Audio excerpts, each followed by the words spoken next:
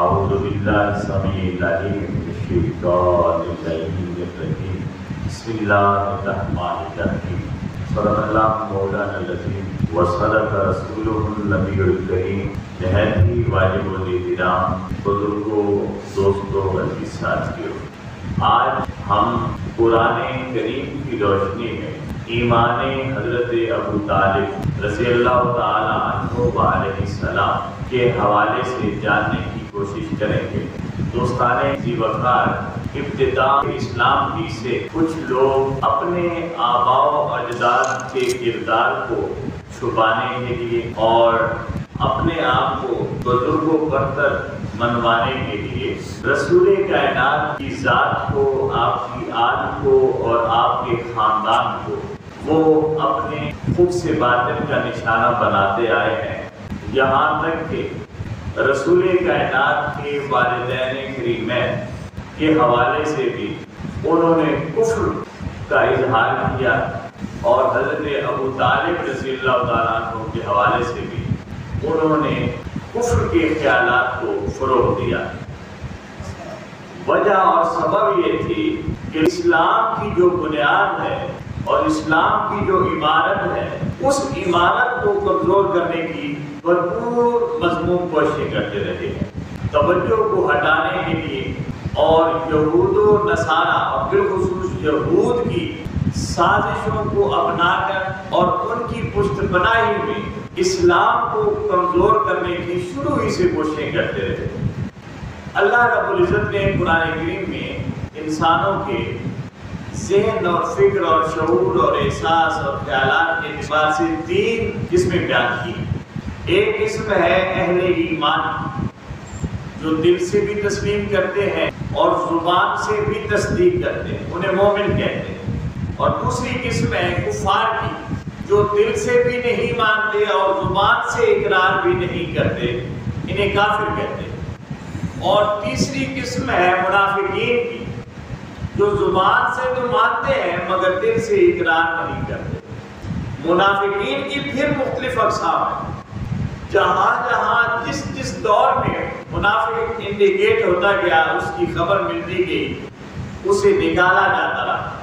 مگر ان اقسام میں سے ایک بدترین قسم یہ ہے کہ بندہ ایمان کا لبادہ اوڑھ کر پھرتا رہے اور کسی کو احساس تک بھی نہ ہو کہ یہ شخص مومن ہے کہ کافر ہے کہ منافق ہے۔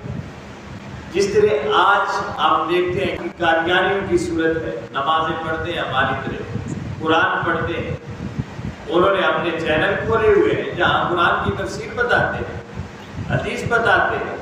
عامت المسلمین یہ سمجھتے ہیں کہ شاید یہ مومن ہے، اور لوگ ان کے چینلز کو اور ان کے خطابات کو، ان کی گفتگو کو مومن سمجھ کر سنتے ہیں، مگر وہ مومن نہیں ہے۔ سب سے بڑا آج کے دور میں جو فتنہ ہے وہ قادیانیت کا فتنہ ہے، یعنی جو لباس میں مسلمانوں کے ہیں، لباس میں مومن کے ہیں مگر حقیقت میں کافر ہیں، اس قسم کے۔ اور یہ فتنہ کوئی آج کا نہیں، یہ فتنہ بھی انہوں نے اسلامی تاریخ سے ہی لیا کہ ایسے لوگ جو تب بھی ایمان کے لبادے میں ہوا کرتے تھے، لباس ایمان اور اسلام کا ہوا کرتا تھا، مگر دراصل اسلام کی تشخص کو پامال کرتے تھے اور اسلام کے مقصد کے خلاف تھے۔ لہذا والدین رسول کائنات کے ایمان کو بھی انہوں نے متنازع بنایا، اور بطور خاص حضرت ابو طالب رضی اللہ تعالیٰ عنہ کے ایمان کو بھی متنازع بنایا۔ اور بدقسمتی یہ ہے کہ ہمارے اکابرین، میں یہ کہنے کی جرات کر رہا ہوں، ان کی اس شیطنت کی زد میں آ گئے، اور اتفاق ایسا ہے کہ جس آیت کو وہ کفر ابو طالب کے لیے دلیل لاتے ہیں، وہی آیت ایمان ابو طالب کے پختہ دلیل بنتی ہے۔ اب میں نے قرآن کریم کی آیت پڑھی، اِنَّکَ لَتَهْدِی إِلَىٰ صِرَاطٍ مُسْتَقِیمٍ، کہ محبوب آپ ہی ہیں جو لوگوں کو ہدایت دیتے ہیں۔ سورہ شورى کی آیت ہے، پیچھے سے اگر پڑھے تو کہا وَكَذَلِكَ أَوْحَيْنَا إِلَيْكَ رُوحًا مِّنْ أَمْرِنَا، ہم نے آپ کی طرف قرآن کو نازل فرما دیا اپنے حکم سے، روح کو نازل کر دیا۔ مَا كُنْتَ تَدْرِي الْكِتَابَ، مل کتاب ولا ایمان، اس سے پہلے نہ آپ کتاب سے آگاہ تھے نہ ایمان سے آگاہ تھے پوری طرح۔ اور ظاہر ہے ہمارا عقیدہ ہے کہ اللہ کے بتانے سے پہلے مصطفیٰ کچھ نہیں جانتے، جو کچھ بھی جانتے ہیں رب کے بتانے سے جانتے ہیں۔ ہاں یہ خبر نہیں کہ رب نے اپنے محبوب کو کب کا بتا رکھا، اس وقت کا اندازہ کون لگائے کہ کب نہیں جانتے تھے اور کب رب نے انہیں بتا دیا۔ مصطفیٰ کو رب نے جب اپنے نور سے تراشا تب ہی سب کچھ بتا دیا، لیکن وہ ایک لمحہ جو کہیں گزرا ہوگا وہ خبر نہیں کہ کب گزرا ہوگا جب مصطفیٰ نہیں جانتے تھے۔ فرمایا پھر ولیکن جعلناہ نورا نہدی بہ من یشاء، اور اس قرآن کو ہم نے نور بنا دیا اور ہم ہدایت دیتے ہیں جسے چاہتے ہیں۔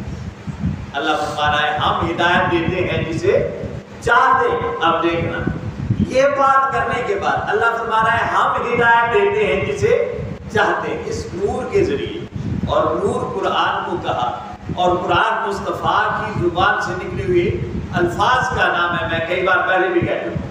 تو جب مصطفیٰ کی زبان سے نکلے ہوئے الفاظ نور ہیں تو مصطفیٰ کی ذات کی نورانیت کا عالم کیا ہوگا؟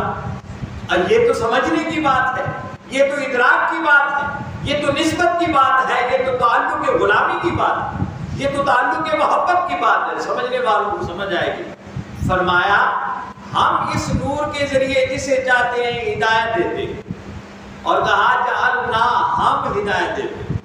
اب اللہ تو ایک ہے، اللہ تو بہت سارے نہیں ہیں، اللہ تو ایک ہے، کہتے ہیں ہم ہدایت دیتے ہیں۔ اب جب یہاں شبہ بنا کہ کون ہے جو ہدایت دیتا ہے، ذہن گیا کہ شاید اللہ ہی ہدایت دیتا ہے، تو اللہ رب العزت نے فوراً فرما دیا وَإِنَّكَ لَتَهْدِي إِلَىٰ صِرَاطٍ مُسْتَقِيمٍ، محبوب یقیناً تو ہی لوگوں کو ہدایت دیتا ہے، تو ہی دیتا ہے۔ یہ قرآن کی آیت ہے۔ پہلے کہا ہم دیتے، پھر کہا کہ لوگوں کے ذہنوں میں جائے گا کہ ہم سے مراد شاید اللہ ہے اور ساتھ مصطفیٰ ہے، تو اللہ رب العزت نے یہ سوال ہی حل کر دیا، کہا محبوب آپ ہی دیتے، آپ ہی دیتے، یعنی جو آپ کی چاہت ہوتی ہے وہی میری چاہت ہے۔ تو اللہ رب العزت کی الگ سے کوئی چاہت نہیں، اللہ تو فرماتا ہے جو محبوب کی چاہت ہوتی ہے وہی میری چاہت ہوتی ہے۔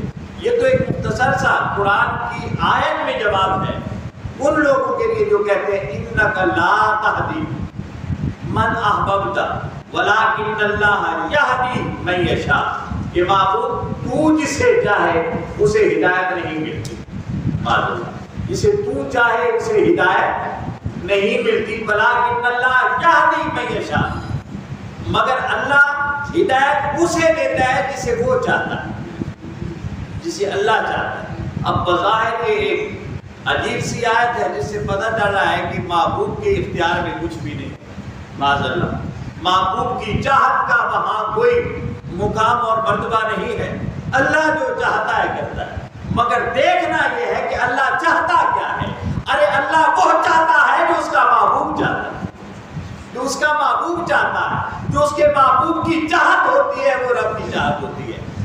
جب یہ آیت نازل ہوئی تو بعض مفسرین نے ساتھ حدیث رکھ دی کہ دیکھیں بخاری اور مسلم کی حدیث ہے کہ مصطفیٰ کے چاہنے سے کچھ نہیں ہوتا۔ مصطفیٰ نے وقت آخر اپنے چچا سے کہا کلمہ پڑھو، مگر انہوں نے کہا میں کلمہ نہیں پڑھتا۔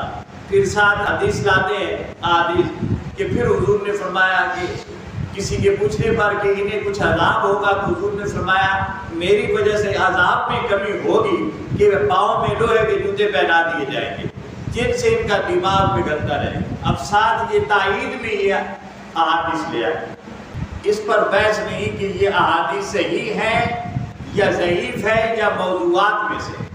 اسی وجہ سے اب اجماع الرجال کا فن تاریخ میں آیا ہے، حدیث کی تاریخ میں، جب روافض نے اور خوارج نے اپنی اپنی مرضی کے مطابق اور بطور خاص خارجی نے اپنی مرضی کے مطابق حدیثیں گھڑنا شروع کی تو اللہ رب العزت بھلا کرے ان ائمہ کا جنہوں نے پھر اسماء رجال کا فن تخلیق کیا اور ایک ایک بندے پر جرح کی کہ یہ بندہ کس قماش کا ہے، کس خیال کا ہے، اس کا دین اور اس کا فہم اور اسلام کے ساتھ اس کا تعلق اور اس کا سچ اور جھوٹ کہاں تک ہے، اس کا کردار کہاں تک ہے۔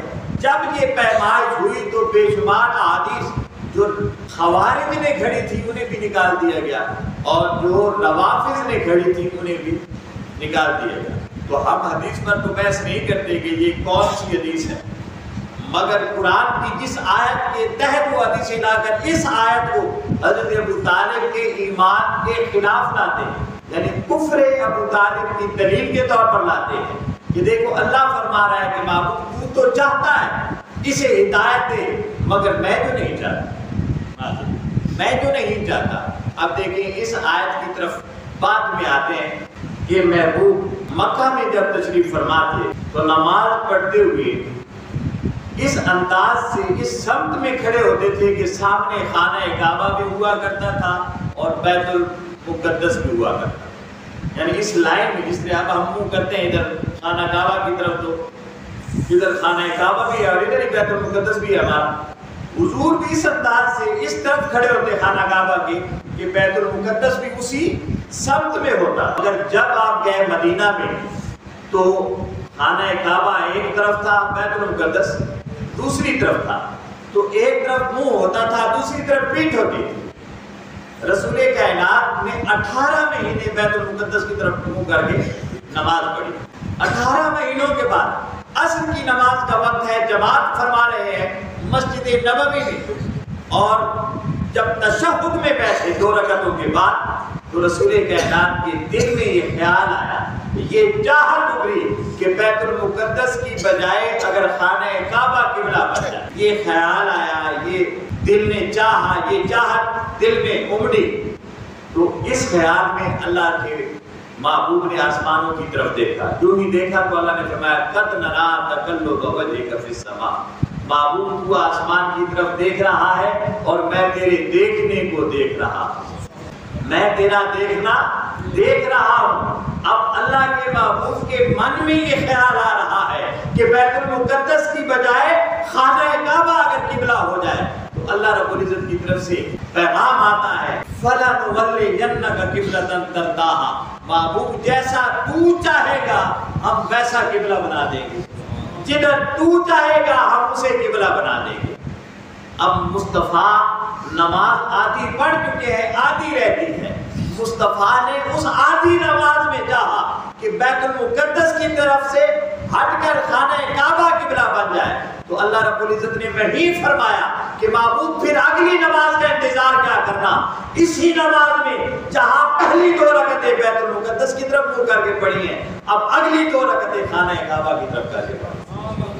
فَوَلِّ وَجْهَكَ شَطْرَ الْمَسْجِدِ الْحَرَامِ، یہی اگلی 2 رکعتوں میں اپنا چہرہ مسجد حرام کی طرف کر دو، اور پھر فرمایا فَوَلُّوا وُجُوهَكُمْ شَطْرَهُ، کہا جو جہاں بھی ہے مصطفیٰ نے مصطفیٰ کی چاہت بیت المقدس کی بجائے خانہ کعبہ ہو گئی ہے، لہذا جہاں بھی ہو قبلہ چھوڑو بیت المقدس، اب منہ کر لو خانہ کعبہ کی طرف۔ تو بتانا یہ چاہتا ہوں کہ جب محبوب چاہے کہ قبلہ بدل دیا جائے تو اللہ رب العزت اپنے قبلہ کو مصطفیٰ کی چاہت میں بدل دیتا ہے، تو کیا مصطفیٰ نے جب چاہا ہوگا کہ اس کا محبوب اور مبوسار چچا حالت ایمان میں آ جائے تو رب نے اس چاہت کا خیال نہیں رکھا ہوگا؟ بھئی چاہت میں قبلہ بدل دیا ہے، کسی شخص کے باطن کو بدلنا بھی رب کے لیے مشکل ہے، ادھر مصطفیٰ نے چاہا ادھر بدل دیا، بلکہ میں تو یہاں تک کہتا ہوں کہ مصطفیٰ کی چاہت تو بعد میں ہوئی، مصطفیٰ کی چاہت تو بعد میں ہوئی۔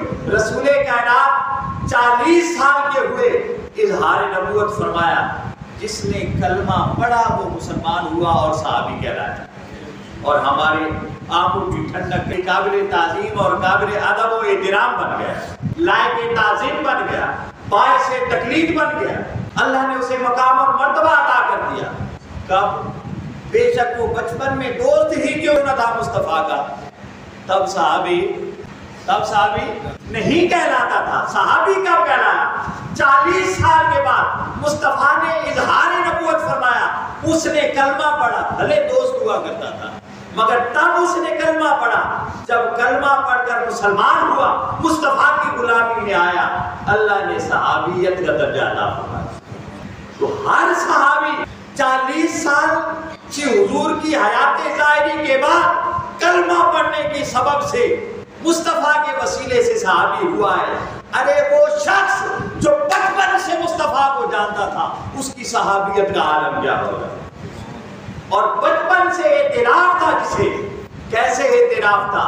رسول کائنات ابھی بچپن میں ہے، چند دن کے ہے، چند ماہ کے ہے، صرف ٹیک لگا کر بیٹھتے ہیں۔ اگر بٹھایا جائے، قید سالی ہو گئی، خشک سالی ہو گئی، ہر ایک نے اپنے اپنے معبود کو پکارا کہ بارش ہو، مگر بارش نہ ہوئی، بارش نہ ہوئی۔ سب نے کہا ابو طالب اب تو جسے مانتا ہے اس سے کہہ کہ بارش ہے۔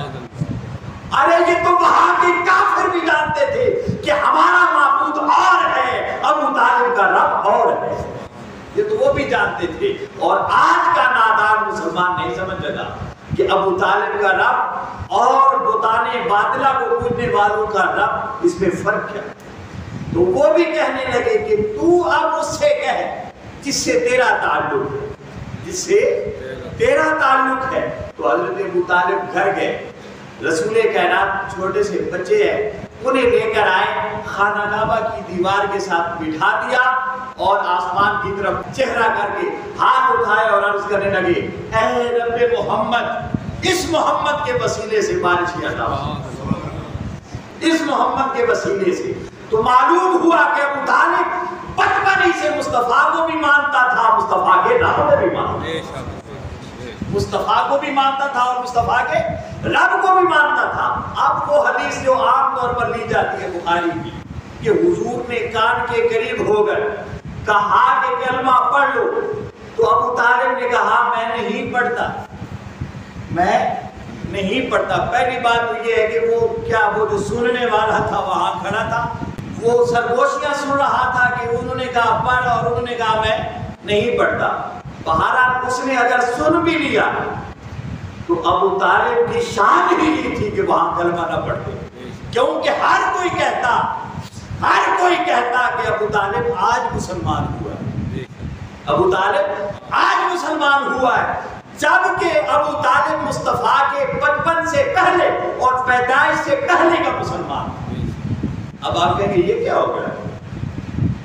آپ نے قرآن کریم پڑھا کہ رسول کائنات کی آمد سے پہلے یہود و نصارا یعرفونہ کما یعرفون ابناءہم، وہ مصطفیٰ کو ایسے پہچانتے تھے جیسے اپنی اولادوں کو پہچانتے تھے۔ حضور کی ولادت سے پہلے یہودی اور عیسائی مصطفیٰ کو ایسے پہچانتے تھے جیسے اپنی اولادوں کو پہچانتے تھے۔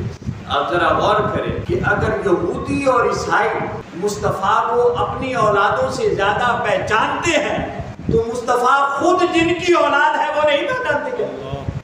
بتائیں نا کہ جن کی اولاد خود مصطفیٰ ہے، کیا وہ والدین اپنی اولاد کو نہیں پہچانتے؟ کہ یہودی پہچانتے ہیں، عیسائی پہچانتے ہیں کہ تورات اور انجیل میں ہے، اور یہاں بھی کئی لوگ مشرکین میں تورات اور انجیل پڑھا ہوا تھا انہوں نے، تو انہوں نے جان لیا جن کی اولاد ہے انہیں خبر ہی نہیں۔ یہ کیسے ممکن ہے؟ حضرت ابو طالب تب کا مانتے ہیں جب ابھی حضور پیدا ہوئے بھی نہیں تھے۔ آپ حیران ہوں گے، حضرت قصی بن کلاب حضور کے آباء و اجداد میں سے ایک ہے، 700 سال پہلے، حضور کی ولادت سے 700 سال پہلے حضرت قصی بن کلاب پورا ہفتہ رسول کائنات کی تعریف و ثنا، مدح و ثنا، حضور کی شانیں، حضور کی عظمتیں لکھتے رہتے تھے۔ اور جب جمعہ کا دن آتا تھا، جس نے آج جمعہ کا دن ہے، ہم جمعہ کیوں پڑھتے ہیں؟ یہ بھی ساتھ سوال ہے کہ ہم کیوں پڑھتے ہیں۔ آج خبر ملے گی آپ کو کہ ہم یہ جمعہ کیوں پڑھتے ہیں، اس کا سبب کیا ہے؟ تو حضرت قصی بن کلاب پورا ہفتہ رسول کائنات کی، جس نے 700 سال بعد پیدا ہونا تھا، اس کی توصیف و ثنا، عظمتیں، رفتیں، شانیں اکٹھی کرتے رہتے، لکھتے رہتے تھے، اور جمعہ کا دن جب آتا ظہر کے وقت اپنے گھر میں سب رشتہ داروں کو، اڑوس پڑوس کے لوگوں کو اور شہر کے لوگوں کو بلا کر مصطفیٰ کی عظمتیں بیان کیا کرتے تھے۔ تو یہ جو جمعہ ہے یہ 2 رکعتیں پڑھنے کا نام نہیں، یہ تو مصطفیٰ کی عظمتیں بیان کرنے کا نام ہے۔ اور جمعہ کا دن یہ 2 رکعتیں فالتو پڑھنے کا دن نہیں، مصطفیٰ کے تذکرے کرنے کا دن ہے۔ اور یہ آج کا نہیں ہے، مصطفیٰ کی ولادت سے 700 سال پہلے کا دن ہے۔ تو وہ اکٹھی کرتے تھے، اتنا تو جانتے تھے نا مصطفیٰ کو جوش تھا۔ اب ہمیں معلوم ہے اس سے کہیں زیادہ تب قصی بن کلاب کو معلوم ہوا کرتی تھی۔ ہر ہفتہ پورا ہفتہ لکھتے اور جب جمعہ کا دن آتا وہ پہلی مد و ثنا، عظمت و شان، رفعت، مقام اور مرتبہ بیان کرتے۔ پھر جب جمعہ پر یعنی وہ حضور کی مد و ثنا کا خطاب اور ذکر ہو جاتا، درس ہو جاتا، تو پھر اگلے ہفتے کے لیے پوری پھر تیاری کرتے اور مسلسل لکھتے رہتے، مسلسل لکھتے رہتے تھے۔ اتنی تعریف و ثنا تو انہیں مصطفیٰ کے پیدا ہونے سے 700 سال پہلے معلوم تھی۔ تو ابو طالب کو ابھی مصطفیٰ کے پیدا ہونے سے چند سال پہلے پیدا ہوئے، جو 700 سال پہلے والے آباء و اجداد جانتے ہیں کہ ہماری نسل میں مصطفیٰ پیدا ہونے والے ہیں، تو کیا فاطمہ بنت اسد، حضرت ابو طالب، حضرت آمنہ اور حضرت عبداللہ نہیں جانتے تھے کہ کون پیدا ہونے والا ہے؟ یہ نہیں جانتے تھے۔ حضرت عبدالمطلب نے مصطفیٰ کا نام کیا رکھا؟ محمد رکھا۔ کیا رکھا؟ محمد رکھا۔ کیوں رکھا؟ اس لیے کہ جانتے تھے کہ یہ وہ ذات ہے کہ کائنات ارب و عجم اور زمینی و آسمانی مخلوق، مکانی و لا مکانی مخلوق کی تعریف کیا کرے، میرے اس بیٹے کی تعریف کیا کریں گے۔ اور لوگوں نے پوچھا کہ یہ کیسا نام رکھ دیا؟ عبدالمطلب نے فرمایا میں نے اس لیے رکھا ہے کہ اس کی ہر کوئی تعریف کرے، اس کی ہر کوئی تعریف کرے گا۔ تو یہ کیوں رکھا نام؟ جانتے تھے تو رکھا، یہ جانتے تھے تو رکھا ہے۔ ابھی مصطفیٰ کا بچپن ہے، مصطفیٰ کا بچپن ہے، اور حضرت ابو طالب کے پاس مصطفیٰ رہتے ہیں، کیونکہ یہود و نصارہ بھی جانتے تھے اور مشرکین مکہ بھی مصطفیٰ کو جانتے تھے اور پہچانتے تھے کہ یہی وہ ذات ہے۔ اس لیے ہر وقت ابو طالب کو مشرکین کی طرف سے بھی خطرہ رہتا تھا کہ کہیں رسول کائنات کو تکلیف نہ پہنچائے، اور یہود و نصارہ کی طرف سے بھی رہتا تھا کہ کہیں وہ مصطفیٰ کریم کو نقصان نہ پہنچائے۔ تو کیا کرتے؟ ہر رات رسول کائنات کو 3 بستروں میں بدلتے رہتے تھے کہ ابتدائی رات میں حضرت عقیل کے بستر کے ساتھ بدلتے تھے، یعنی حضرت عقیل کو اٹھا لیتے تھے، دوسرے بستر پر رسول کائنات کے بستر پر لٹا دیتے تھے۔ یہ حدیث ہے، یہ روایات ہے کہ حضرت عقیل کے بستر پر مصطفیٰ کو لٹاتے اور مصطفیٰ کے بستر پر عقیل کو لٹاتے کہ اگر نقصان ہو تو میرے بیٹے کا ہو، مصطفیٰ محفوظ رہے۔ پھر جب آدھی رات گزر جاتی تو پھر وہاں سے اٹھا کر حضرت جعفر کی چارپائی پر لٹاتے اور جعفر کو مصطفیٰ کی چارپائی میں لٹاتے کہ اگر نقصان ہو تو میرے بیٹے کا ہو، مصطفیٰ محفوظ رہے۔ پھر جب پچھلی رات آخری حصہ آتا تو حضرت علی کے بستر پہ مصطفیٰ کو لٹاتے اور مصطفیٰ کے بستر پہ علی کو لٹایا کرتے۔ یہ بچپن کی بات ہے۔ تو اب ابو طالب جانتے تھے تو ایسا کرتے تھے یا انجان تھے تو ایسا کرتے تھے؟ جب جانتے تھے تو فقط جانتے نہ تھے، پہچانتے بھی تھے، اور جب جانتے بھی تھے پہچانتے بھی تھے تو کیا مانتے نہ تھے؟ تو پھر یقیناً مانتے بھی تھے۔ اسی لیے تو اس کا وسیلہ دے کر اس اپنے رب سے دعائیں مانگتے تھے، اور کفار میں مشرکین میں مشہور تھا جب کوئی ایسی بات ہوتی تو ابو طالب سے کہتے تم اپنے معبود سے کرو، تم اپنے۔ تو اس کا مطلب یہ ہے کہ کفار کا معبود اور تھا، ابو طالب کا معبود اور تھا۔ اب تو میں عرض کر رہا ہوں کہ اللہ رب العزت نے محبوب کی چاہت میں قبلہ کو بدل دیا، تو کیا محبوب کی چاہت میں حضرت ابو طالب کے قلب کو اور کیفیت کو نہیں بدلا؟ یقیناً بدلا ہے۔ اب دیکھیں یہ جو آیت وہ لاتے ہیں کفر ابو طالب پر، اسی آیت کا جواب ہے۔ اس آیت کی دلیل میں کہہ رہا ہوں، اور قرآن کی آیات بھی یعنی مصطفیٰ کی جو چاہت ہوتی ہے وہی چاہت خدا کی چاہت ہوتی ہے۔ اب انک لا تہدی من احببت، محبوب جسے تو ہدایت دینا چاہتا ہے اسے فقط تو ہدایت نہیں دیتا، بلکہ ابھی تیری چاہت پنپنے نہیں پاتی، ابھی تو صرف چاہتا ہے کہ تیرے چاہنے سے پہلے میں چاہنے لگتا ہوں، میں چاہنے لگتا ہوں۔ انک لا تہدی من احببت، جو تیری چاہت ہوتی ہے وہ فقط تیری چاہت نہیں ہوتی بلکہ وہ میری بھی چاہت ہوتی ہے۔ ولکن اللہ یہدی من یشاء، بلکہ اللہ کی چاہت وہ ہو جاتی ہے، یعنی تو چاہتا ہے جسے ہدایت دینا تو تیری چاہت میں میری چاہت بھی شامل ہو جاتی ہے، پھر اسے میں ہدایت دے دیتا ہوں۔ یہ حقیقت ہے، یہ خوش نصیبوں کو سمجھ آتی ہے۔ اب دیکھیں قرآن کریم میں اللہ رب العزت نے فرمایا وما رمیت اذ رمیت ولکن اللہ رمی، بڑی عجیب سی بات ہے۔ اللہ رب العزت فرماتا ہے وما رمیت، یہ غزوہ بدر میں رسول کائنات نے کنکریاں اٹھائیں اپنے مشت مبارک میں اور ایسے پھینکی تو کفار کی آنکھوں میں گئی اور سب نابینا ہو گئے، آنکھیں بند ہو گئی سب کی۔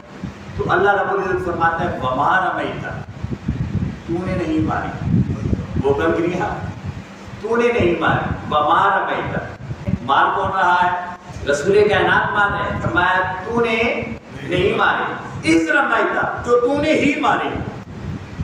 عجیب بات ہے، محبت کا عجیب انداز ہے، چاہت کا عجیب انداز ہے، چاہت کا عجیب انداز ہے۔ فرمایا وما رمیت، تو نے نہیں ماری، اذ رمیت، جو تو نے ہی ماری ہے۔ دیکھنے والے یہی دیکھ رہے ہیں کہ مصطفیٰ کے ہاتھ میں کنکریاں ہیں اور مصطفیٰ پھینک رہے ہیں۔ اللہ فرماتا ہے تو ہی پھینک رہا ہے مگر تو نہیں پھینک رہا، ولکن اللہ رمی، وہ تو میں پھینک رہا ہوں۔ یعنی مارا تو نے، ہاتھ تیرے تھے، چاہت تیری تھی، وہی چاہت میری چاہت ہوتی۔ اب قرآن ایک اور جگہ فرماتا ہے ان الذین یبایعونک، وہ لوگ جو بیعت رضوان میں تیرے ہاتھ میں ہاتھ دے رہے ہیں، تیرے ہاتھ میں ہاتھ دے رہے ہیں، ان الذین یبایعونک، جو تیرے ہاتھ میں ہاتھ دے رہے ہیں، انما یبایعون اللہ، وہ تو اللہ کے ہاتھ میں ہاتھ دے رہے ہیں، وہ تو اب دیکھیے کہ ہاتھ کس کا ہے؟ صحابہ کے ہاتھ میں مصطفیٰ کا ہے، مگر مصطفیٰ کا خدا کہتا ہے ہاتھ دے رہا ہے مگر ہاتھ میرا ہے، ہاتھ تیرا ہے مگر ہاتھ میرا ہے۔ ان الذین یبایعونک، جو تیرے ہاتھ میں ہاتھ دے رہے ہیں، انما یبایعون اللہ، وہ تو اللہ کے ہاتھ میں ہاتھ دے رہے ہیں۔ ید اللہ فوق ایدیہم، یہ جو تیرا ہاتھ ہے ان کے ہاتھ پر، یہ تیرا نہیں تیرے رب کا ہاتھ ہے، یہ تیرا نہیں تیرے رب کا ہاتھ ہے۔ اللہ اور مصطفیٰ کی ذاتیں دو ہیں، حکم دونوں کا ایک ہے، اس لیے اللہ رب العزت نے فرمایا من یطع الرسول فقد اطاع اللہ، جس نے رسول کی اطاعت کی اس نے اللہ کی اطاعت کی۔ اب اطاعت کس کی ہے؟ رسول کی۔ اطاعت کا معنی ہوتا ہے پیچھے پیچھے آنا، پیر صاحب چل رہے ہیں، جب کوئی اور بزرگ جا رہا ہے تو آپ پیچھے پیچھے چلتے ہیں، اسے پیروی کہتے ہیں۔ اسے کیا کہتے ہیں؟ پیروی، یعنی پاؤں کے نشانات پر چلنا، اسے عربی میں اطاعت کہتے ہیں، نقش قدم پر چلنا، پیچھے پیچھے چلنا۔ اللہ فرماتا ہے من یطع الرسول فقد اطاع اللہ، جس نے رسول کی اطاعت کی اس نے اللہ کی اطاعت کی۔ اللہ تو نظر نہیں آتا، مصطفیٰ نظر آتے ہیں، تو کہا یہ جو نقش قدم مصطفیٰ ہے یہ نشان کبریا ہے، یہ نشان کبریا ہے۔ اب الگ عجب بات ہے، یطع الرسول، یہ یطع مضارع کا صیغہ ہے، یعنی یہ فیوچر ٹینس ہے، مستقبل کا صیغہ ہے، آنے والا، اور جو عطا ہے یہ ماضی کا صیغہ ہے، یہ پاسٹ ٹینس ہے، آنے والے زمانے میں گا گے گی آتا ہے، اور جو گزرا ہوا زمانہ ہوتا ہے وہ الگ ہوتا ہے، تھا ہوتا ہے۔ اللہ رب العزت کیا فرما رہا ہے؟ من یطع الرسول، جو رسول کی اطاعت کرے گا، کرے گا۔ تو اب جواب تو اگلا یہ آنا چاہیے تھا کہ وہ اللہ کی اطاعت کرے گا، لیکن اللہ نے یہ نہیں فرمایا، کہا جو رسول کی اطاعت کرے گا تو وہ سمجھ لے کہ اس نے رب کی اطاعت کر دی تھی۔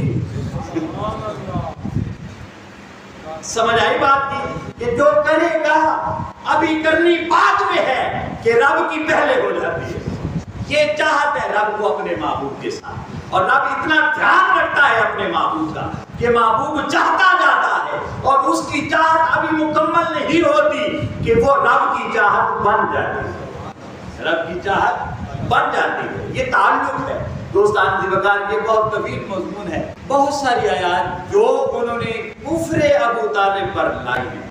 حیرانی کی بات ہے کہ وہ ایمان ابو طالب کی دلیل، عجیب اللہ آنکھوں پر پٹی اور فکر و ادراک پر پٹی باندھ دیتا ہے کہ یہ کیونکہ یطہرکم تطہیرا لوگ ہیں تو جو پاکیزہ نہیں ہوتے انہیں اس طرف آنے بھی نہیں دیتا۔ اللہ رب العزت ہمیں ان مقدس ہستیوں کی سنگت عطا فرمائے، ان کا ادب اور احترام عطا فرمائے۔ وما علینا